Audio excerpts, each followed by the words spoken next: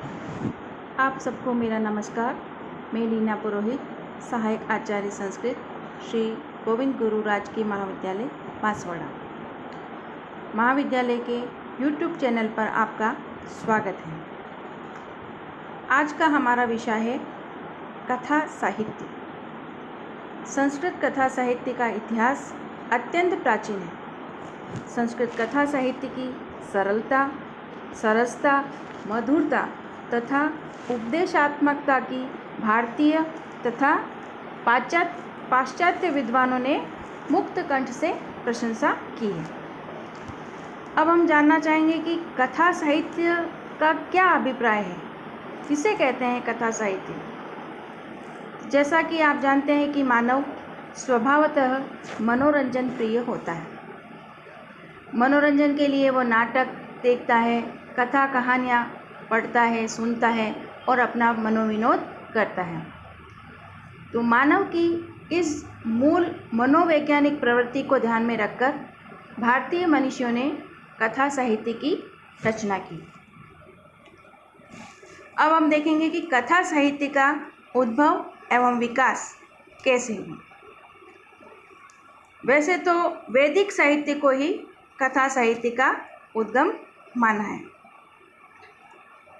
अब उसका विकास किस क्रम में हुआ, उसको जानने के लिए हमने कुछ बिंदुवार अध्ययन किया है। पहला बिंदु है ऋग्वेद संवाद सूक्त। ऋग्वेद जो विश्व का प्राचीनतम ग्रंथ है। ऋग्वेद में अनेक संवाद सूक्त हैं, जिनमें कि कथा साहित्य का संवाद तत्व प्राप्त होता है, जैसे कि यम यमी संवाद, सर्मापणी संवाद, विश्वामित्र नदी संवाद आदि। इसके बाद आए ब्राह्मण ग्रंथ। इनमें भी कथाओं का विस्तृत स्वरूप प्राप्त होता है।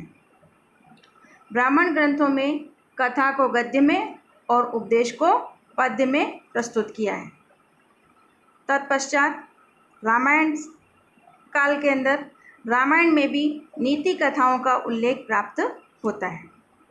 तदंतर रामायण के पश्चात महाभारत में भी उपदेशात्मक पशु कथाएं अत्यंत परिष्कृत और विकसित रूप में दृष्टिगत होती है।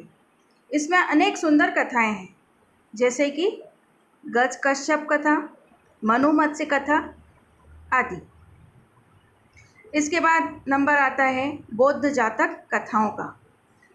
ईसा पूर्व 380 के लगभग भगवान बुद्ध से संबंधित बौद्ध जातक कथाओं में भी अनेक पूर्व जन्मों की कथाओं का उल्लेख किया गया है।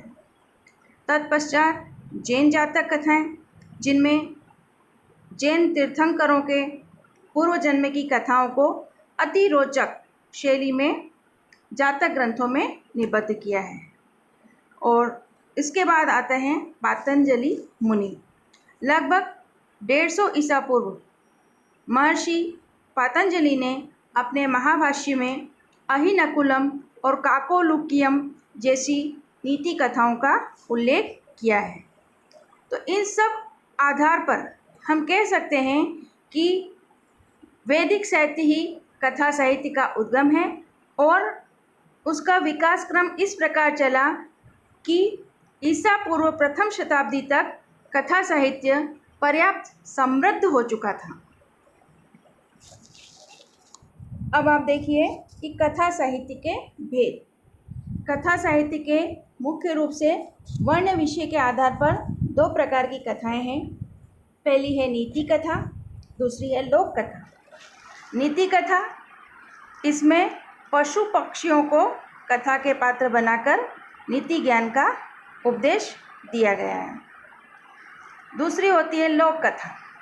इसके पात्र मनुष्य होते हैं। लोक कथाओं में मानव जीवन का यथार्थ चित्रण किया गया है। अब हम जानेंगे कि नीति कथा किसे कहते हैं। पहले आपको बता ही दिया कि नीति कथा के प्रमुख पात्र होते हैं पशु पक्षी, और नीति कथा हमेशा उपदेशात्मक होती है।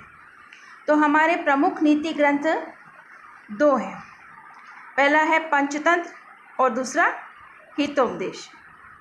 जो मुख्य हैं वही बताए जा रहे हैं आपको। पहला है पंचतंत्र, जिसे आचार्य विष्णु शर्मा ने लिखा, 310 ईसा पूर्व लिखा गया।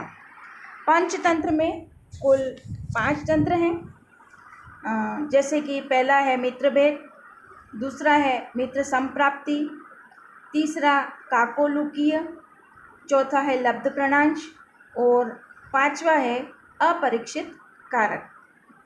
मित्रभेद में 2 मित्रों में शत्रुता पैदा करने की विधि का प्रतिपादन किया गया है।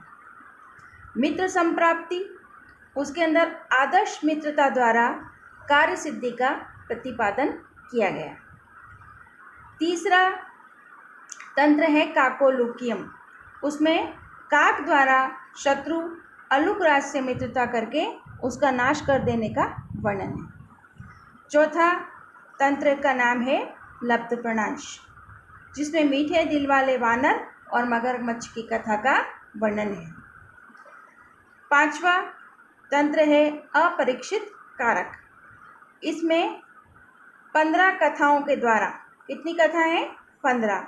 उसमें क्या बताया है कि बिना सोचे समझे, बिना परीक्षा किए कुछ भी न करने का उपदेश दिया गया है कि कोई भी काम करो बिना विचारे ना करो। इसी प्रकार से जो दूसरी पुस्तक है हितोपदेश, जो हमारे पाठ्यक्रम में भी है फर्स्ट ईयर में, हितोपदेश आचार्य नारायण पंडित द्वारा 1400 ईस्वी में लिखा गया अमूल्य ग्रंथ है। और हितोपदेश के बारे में आगे का अध्ययन हम आगे के व्याख्यान में करेंगे। धन्यवाद।